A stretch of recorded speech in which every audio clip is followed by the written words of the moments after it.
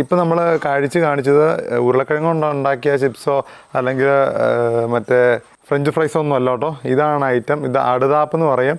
മുമ്പ് നമ്മൾ പറഞ്ഞിട്ടുണ്ട്, മുമ്പ് നമ്മൾ ഇത് വീഡിയോ കാണിച്ചിട്ടുണ്ട്. അടുതാപ്പ് ഉരുളക്കിഴങ്ങിന് പകരമായിട്ട് നമുക്ക് ഉപയോഗിക്കാൻ പറ്റുന്ന ഒരു സാധനമാണ്. കാച്ചിലിൻ്റെ വർഗ്ഗമാണ്. മുമ്പ് ഇത് വെച്ചിട്ട് നമ്മൾ ഉരുളക്കിഴങ്ങ് ഉണ്ടാക്കുന്ന ഒരു കറിയൊക്കെ ഉണ്ടാക്കി വെച്ചിരുന്നു. അതിനുശേഷം നമ്മൾ കൊണ്ടുവന്നൊരു ഇതേ ഒരു കാ നട്ട് വെച്ചിട്ടുണ്ടായിരുന്നു. ഇതിങ്ങനെ നട്ട് വെച്ച് കഴിഞ്ഞാൽ വീണ്ടും ഇതിൻ്റെ ചുവട്ടിൽ കാച്ചിൽ പോലെ ഉണ്ടാവുകയും മുകളിലോട്ട് കയറി പോകുന്ന വള്ളിയിൽ ഇതുപോലെ ഉരുളക്കിഴങ്ങിന് സമാനമായിട്ടുള്ള കാകളുണ്ടാവുകയും ചെയ്യും. അപ്പോൾ ഇതിൽ ഈ കാണുന്ന ഈ ചെറിയ ചെറിയ കുത്തും കോമയൊക്കെ ഉണ്ടല്ലോ, അത് ഇതിൽ സ്വാഭാവികമായിട്ട് വരുന്നതാണ് കേട്ടോ. ചിലതിൽ നമുക്കിങ്ങനെ ഭംഗിയുള്ള പോലെ കിട്ടും, പക്ഷേ ഒരു സൈഡിൽ ഇതുപോലെയൊക്കെ വരും. അത് കുഴപ്പമില്ല. അപ്പോൾ ഇതിൻ്റെ സൈസ് എന്ന് പറഞ്ഞു കഴിഞ്ഞാൽ ഇത് നല്ല പൊക്കമുള്ള മരത്തിൽ നമുക്ക് കയറ്റി വിടാം. കാരണം ഇത് മൂപ്പെത്തുമ്പോൾ തന്നെ താഴോട്ട് ചാടിക്കോളും. പ്രത്യേകിച്ച് വലിയ പരിചരണമൊന്നും വേണ്ട. നമ്മൾ കഴിഞ്ഞ വർഷം നട്ടതാണ്. കഴിഞ്ഞ വർഷം ഉണ്ടായില്ല. ഈ വർഷമാണ് വള്ളിയായിട്ട് കയറിപ്പോയി ഉണ്ടായത്. അപ്പം നല്ല ഹൈറ്റുള്ള മരത്തെ കയറ്റി വിടാം. ഇത് മൂപ്പെത്തുമ്പോൾ ഇത് തന്നെ ചാടിക്കോളും.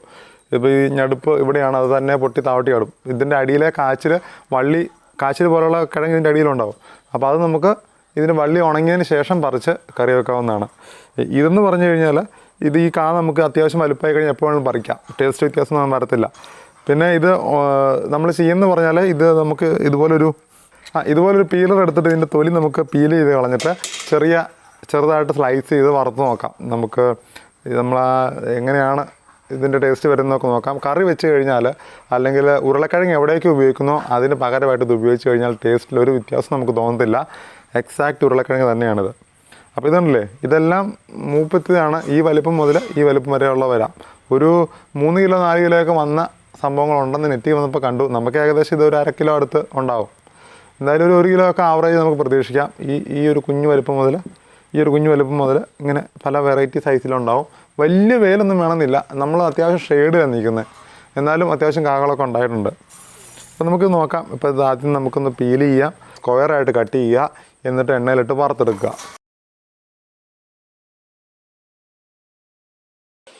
അത്യാവശ്യം മൂത്ത മിക്കവാറുള്ള അടുതാപ്പ് പീൽ ചെയ്യേണ്ട ആവശ്യമില്ല. അല്ലാണ്ട് തന്നെ അതിൻ്റെ തൊണ്ട് പൊളിഞ്ഞു പോരും കേട്ടോ. പിന്നെ നമുക്ക് ഈ കുഴിയും എല്ലാം ഉള്ളതുകൊണ്ട് അത് വൃത്തിയാക്കാൻ എളുപ്പം പീലർ തന്നെയാണ്. അടുതാപ്പ് കട്ട് ചെയ്ത് കഴിഞ്ഞാൽ ഉടനെ തന്നെ ഇതുപോലെ പീൽ ചെയ്തിട്ടുണ്ട്. അത് നമ്മൾ വെള്ളത്തോടെ ഇട്ട് നോക്കണം കേട്ടോ, അല്ലെങ്കിൽ കളറ് മാറി വരും.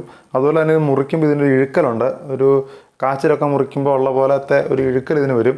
ആ ഇഴുക്കൽ നോർമലാണ്. അത് കണ്ടിട്ട് നിങ്ങളാരും എടുത്ത് കളഞ്ഞേക്കല്ല, ഇത് കൊള്ളൂലെന്നും പറഞ്ഞിട്ട്. ഇത്രയും വലിപ്പത്തിൽ അരിയുന്നേ കഴിഞ്ഞ് നല്ലത് മാക്സിമം ചെറിയ സൈസിൽ കട്ട് ചെയ്യുകയാണെന്നുണ്ടെങ്കിൽ നല്ലപോലെ ക്രിസ്പി ആയിട്ട് വരുവേ. അല്ലെങ്കിൽ ടേസ്റ്റൊക്കെ അടിപൊളിയാണ്. പക്ഷേ ഈ സാധനം ഒരിക്കലും നല്ല ക്രിസ്പി ആയിട്ടിരിക്കത്തില്ല.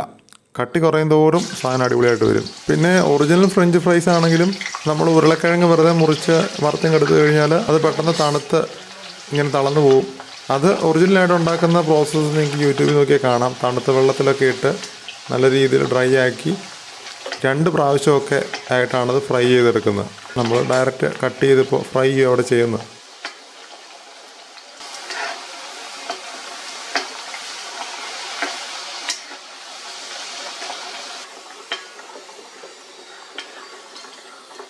ഇത് ഇച്ചിരി സോസൊക്കെ കൂട്ടി കഴിച്ച് കഴിഞ്ഞാൽ അടിപൊളിയാണ് കേട്ടോ. നമ്മുടെ ഫ്രഞ്ച് ഫ്രൈസിൻ്റെ അതേ ടേസ്റ്റ് തന്നെയാണ്, ഉരുളക്കിഴങ്ങിൻ്റെ അതേ ടേസ്റ്റ് തന്നെയാണ്. പിന്നെ പറയാനുള്ളത് ഇതിൻ്റെ സൈസാണ്. നിങ്ങൾ കട്ട് ചെയ്യുമ്പം കുറച്ചുകൂടെ വലിപ്പം കുറച്ചില്ലെങ്കിൽ ഇതാ ഇങ്ങനെ ആടി കളിച്ചുകൊണ്ടിരിക്കും. പക്ഷേ അത് കുഴപ്പമില്ല, നമുക്ക് ടേസ്റ്റാണ് പ്രധാനമെങ്കിൽ സൂപ്പർ സാധനമാണ്.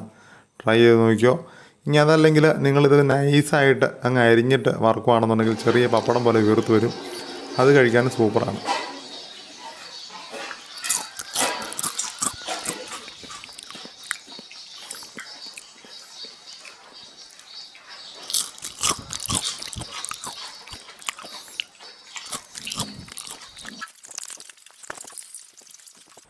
അപ്പോൾ അതാണ്, ഇത് നാടനാണെന്ന് പറയുന്നില്ല. കാരണം ഇതിൻ്റെ ഒറിജിൻ ആഫ്രിക്ക ആണെന്ന് പറയുന്നത് കേട്ടു. അപ്പം മനുഷ്യരെല്ലാവരും ഉണ്ടായത് ആഫ്രിക്ക എന്നാണല്ലോ. അപ്പോൾ ആ കൂട്ടത്തിലേക്ക് പോകുന്നതായിരിക്കും ഇന്ത്യയിലോട്ട് അല്ലേ.